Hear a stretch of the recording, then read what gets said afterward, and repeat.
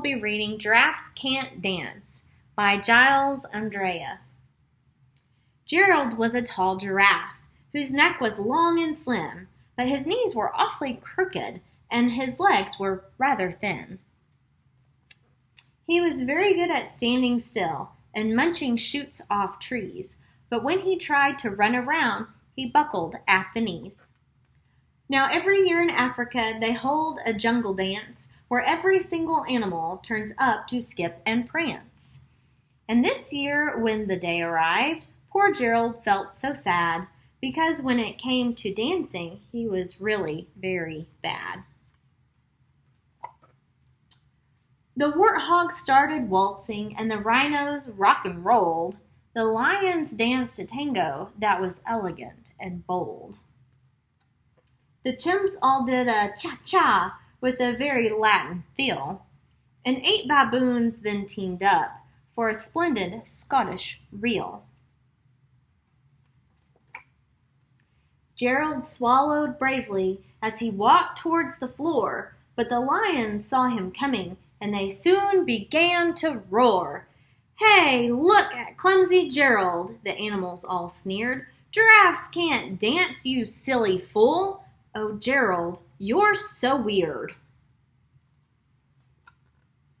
Gerald simply froze up.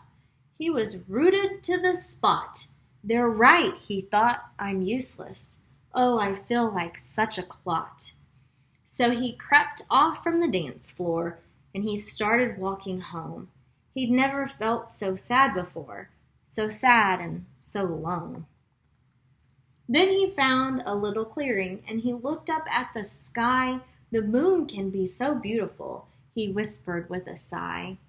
"Excuse me," coughed a cricket who'd seen Gerald earlier on, "but sometimes when you're different, you just need a different song." Listen to the swaying grass and listen to the trees.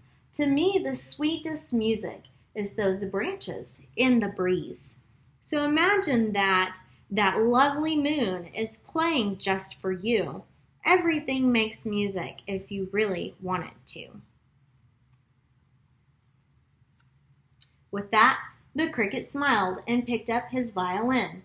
Then Gerald felt his body do the most amazing thing. His hooves had started shuffling, making circles on the ground. His neck was gently swaying, and his tail was swishing round. He threw his legs out sideways, and he swung them everywhere. Then he did a backward somersault and leapt up in the air. Gerald felt so wonderful. His mouth was open wide. "I'm dancing! Yes, I'm dancing! I am dancing!" Gerald cried. Then one by one, each animal who'd been there at the dance arrived while Gerald boogied on and watched him quite entranced.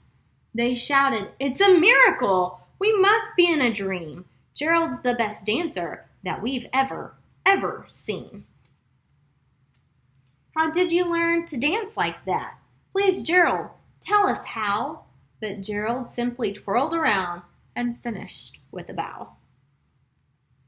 Then he raised his head and looked up at the moon and stars above. "We all can dance," he said, "when we find music that we love."